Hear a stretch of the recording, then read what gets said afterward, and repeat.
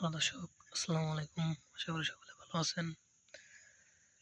তো দর্শক দেখতে পাচ্ছেন আমরা আমাদের পতির জমিতে কীভাবে এই কচুগুলো চাষ করে থাকি। তো দর্শক এই কচুগুলো চাষ করে কিন্তু আমরা প্রচুর পরিমাণে লাভবান হয়েছি এবং পাশাপাশি কিন্তু আমাদের কৃষকরাও কিন্তু এই কচুগুলো চাষ করে কিন্তু ভালো ধরনের লাভবান হয়েছে। তো দর্শক আপনারাও চাইলে কিন্তু এভাবে আপনাদের পতির জমিতে কচুগুলো চাষ করে কিন্তু প্রচুর টাকা লাভবান করতে পারবেন এবং পাশাপাশি কিন্তু আপনারা নিজেরাও এই কচুগুলো কিন্তু আপনারা খেতে পারবেন।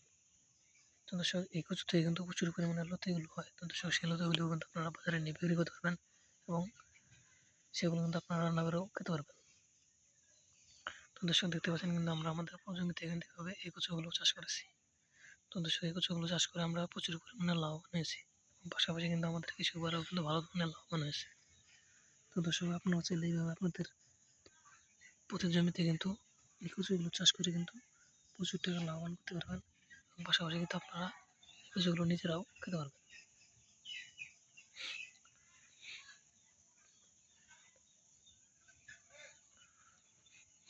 তো দর্শক এই কচুগুলো যদি আপনারা চাষ করতে চান তাহলে আপনাদের এই কচু গাছের চারাগুলো সংগ্রহ করতে হবে। সেই চারাগুলো আপনারা সংগ্রহ করে সেগুলো আপনাদের জমিতে বা আপনাদের বাড়ির পাশে জমিতে বা প্রতি জমিতে এগুলো কিন্তু রোপণ করে দিলে কিন্তু এরকম আপনাদের কচুগুলো কিন্তু আস্তে আস্তে বড় হয়ে যাবে। যখন প্রথমে বড় হয়ে যাবে তখন কিন্তু এই কচু গাছ থেকে কিন্তু প্রচুর পরিমাণে লতিগুলো হবে।